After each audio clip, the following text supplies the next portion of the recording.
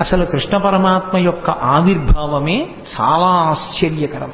మిగిలిన అవతారాలలో పుట్టిన తరువాత లీలలుంటాయి, కానీ శ్రీకృష్ణ పరమాత్మ అవతారంలో అసలు ఆయన పుట్టడమే ఒక లీల. లీల అన్న మాటని కొంచెం జాగ్రత్తగా అర్థం చేసుకోవాలి.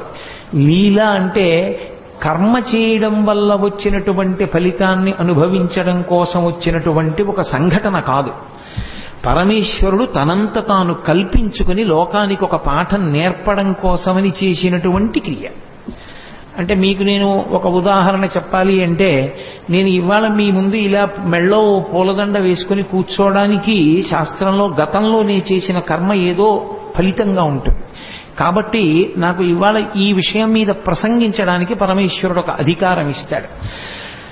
అలా ఇప్పుడు కోటేశ్వరరావు గారు లీల చేశారండి అనకూడదు. లీల ఉండదు. గతంలో చేసుకున్న పాపపుణ్యములను బట్టి నేను ఇప్పుడు